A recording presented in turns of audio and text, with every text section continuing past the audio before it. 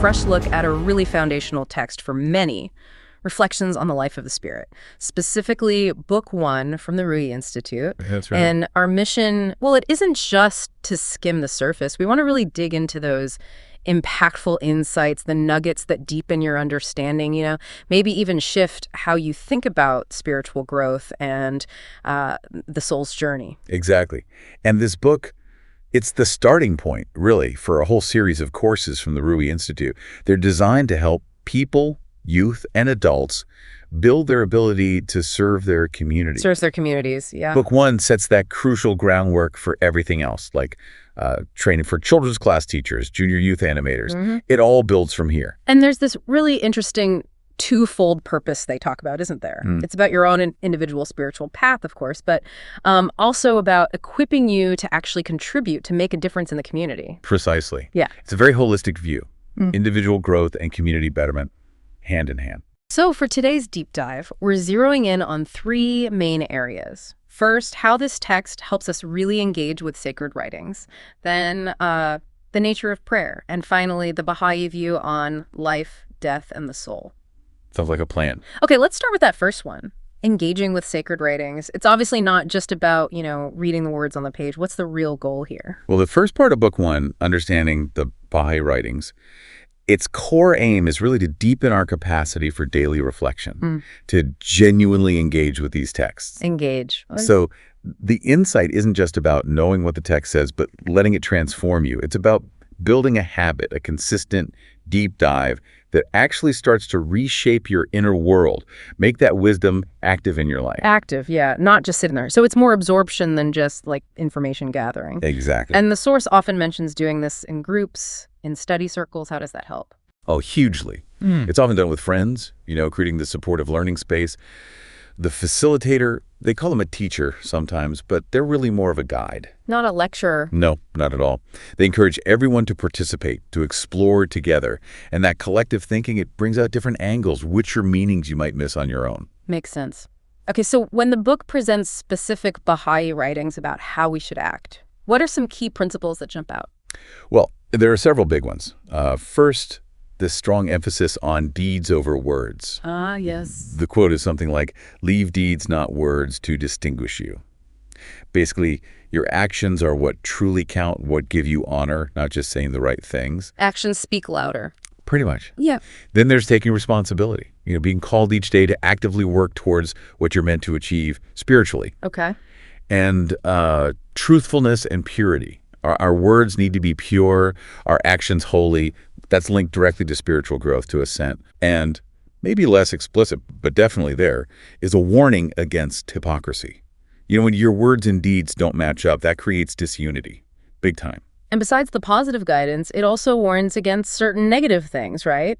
Yeah. What are those and why are they seen as so, damaging? Yes, it's very clear about condemning backbiting and fault-finding, looking for flaws in others. Oh, so strongly condemned. Because they're seen as spiritually corrosive, not just socially awkward, but actually harmful to your soul. The texts use strong language, like they consume the light of the heart. Wow. Yeah. Diminishes your clarity, your love, and they can extinguish the life of the soul by, cutting off that connection to goodness. The whole point is to focus on your own shortcomings, not broadcast others. Turn that critical eye inward. And consistently the message is, a shallow read isn't enough. You need deep thought, application. Sometimes you even need to, pull out a dictionary to really get the full meaning of a word. So this whole first section, it really lays the groundwork. It's saying spiritual knowledge isn't just abstract ideas, it's practical.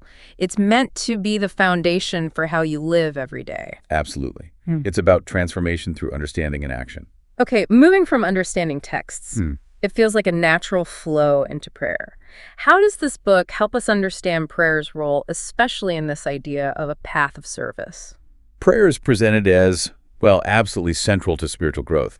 The writings from Baha'u'llah and Abdul-Baha, they really stress orienting our thoughts toward fixing the world, essentially. Human happiness, pure hearts, pure souls. Right. And prayer is the tool, you could say, that helps cultivate that pure heart, those good intentions you need for service. But here's that question that comes up a lot, isn't it? If God already knows everything, why bother praying? What's the insight here? Yeah, that's a classic question.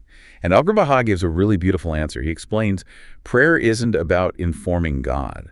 And it's not transactional either, like trying to bargain for something. It's more like a natural expression of love. Like a lover just wants to say the beloved's name. The soul just yearns to remember and talk with God.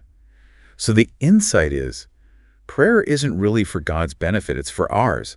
It's like the soul breathing, realigning us, connecting us to our spiritual potential. That changes the perspective, doesn't it? From a duty to almost a need, like spiritual food. Exactly, nourishment. So what are some of the effects of prayer? How does the text describe what it does? It uses some really powerful images. Prayer is called a fire that burns away the veils between us and God, and a light guiding us to the ocean of proximity to God.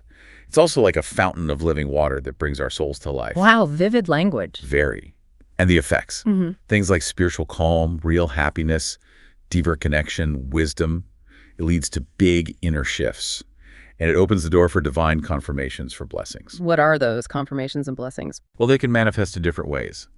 Maybe inner peace when things are tough, clear guidance on a decision, or even, unexpected help or support in things you're trying to do for good. Got it. Now, the text also mentions specific obligatory prayers in the Bahá'í Faith. What's the purpose behind those particular ones? Right. So Baha'u'llah gave 3 options for daily obligatory prayer. There's a short one you say once a day, a medium one 3 times a day with certain movements, and a long one once a day, also with specific actions. Can you choose which one? You choose which one feels right for you. The idea behind them, really, is to create regular moments of conscious turning towards God, like spiritual anchors in your day. Anchors, I like that. And besides those, there are other very potent prayers mentioned, like the prayer for the sick or the tablet of Ahmad, which many recite for strength and protection. They hold a special kind of significance. And what about praying together, communal prayer? Is there a specific value highlighted there? Oh, definitely. Praying together, often reciting verses from the scriptures, is said to open the doors of true mercy. Doors of true mercy. Yeah, these devotional gatherings, they create this shared spiritual energy, you could say. A space where heavenly confirmations are more easily felt. It builds unity, a shared focus. People feel refreshed, spiritually fed, and it helps open hearts, strengthens the community too. Almost like a group meditation, but with that shared connection to the divine. Something like that, yes. Yeah. A very powerful dynamic. Okay, let's shift to our final section, a topic that, affects everyone, life and death. The text here gives a pretty distinct view on what it means to be human, doesn't it? Our bodies, our mortality. It does. It's quite clear. The body is just an instrument. A tool for the soul. Just an instrument. Yeah, so death. It's simply the soul separating from the body. But the soul itself, it's described as immaterial. It continues. It's not bound by physical space or limitations. Abdu'l-Baha says plainly, the human spirit is not bodily. Not bodily. And he adds, the spirit never enters or issues from the body. It emphasizes how distinct and, transcendent the soul is. There's that analogy used, too, about the soul and body. Can you unpack that a bit? Yes. It's a really helpful one. The relationship is compared to light and a mirror. A light and a mirror. The light is the soul. The mirror is the body. Now, the light isn't inside the mirror, right? It's reflected by it. Okay. So if the mirror breaks or gets dusty or weak, the light itself isn't harmed or diminished. It just keeps shining. I see. So physical illness, weakness, even the body dying, none of that reduces the soul's essential power or existence. It's a crucial distinction. So following that logic, if the soul isn't destroyed when the body dies, what does happen to it, according to the Baha'i teachings? Well, it absolutely continues. It progresses through different stages, different worlds of existence, moving ever closer to God's presence. Death isn't the end. It's actually described as a transition, even a messenger of joy. Messenger of joy. Now, that's a radical reframing for many people, isn't it? We usually associate death with sorrow, with loss. It's a big shift in perspective. But yes, for someone who believes, death is seen as a cause for happiness, for exaltation even. Why joy? Because it's seen as a release into everlasting life, a continuation of that spiritual growth journey.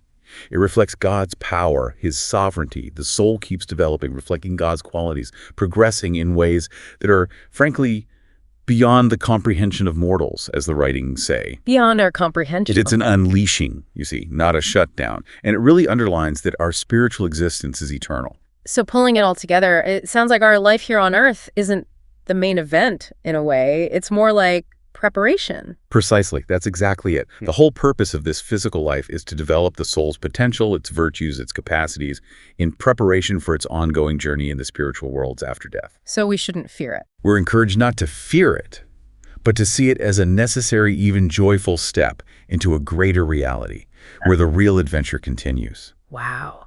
Okay, we have covered a lot of ground today, really taking a deep dive into these reflections on the life of the spirit. Yeah. We've looked at actively engaging with sacred texts for real change. Transformation. Understanding prayer not as a transaction, but as this profound, loving connection. That yearning of the soul. And embracing this really liberating view of the soul's eternal journey beyond the physical. Okay, and you see the common theme, right, through all of it. Yeah. It's this constant emphasis on spiritual growth, on taking personal responsibility for our words, our deeds, and developing those inner qualities like truthfulness, kindness, justice that actually empower us to make a positive difference in the world. Right. It all connects back to that twofold purpose. Exactly. Individual and collective progress. So thinking about all this, what does it mean for you, our listener?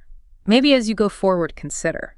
What if you intentionally carved out time for daily spiritual reflection? What if you approached prayer more as that act of loving connection? How might reframing life and death change how you see everyday problems or opportunities to serve?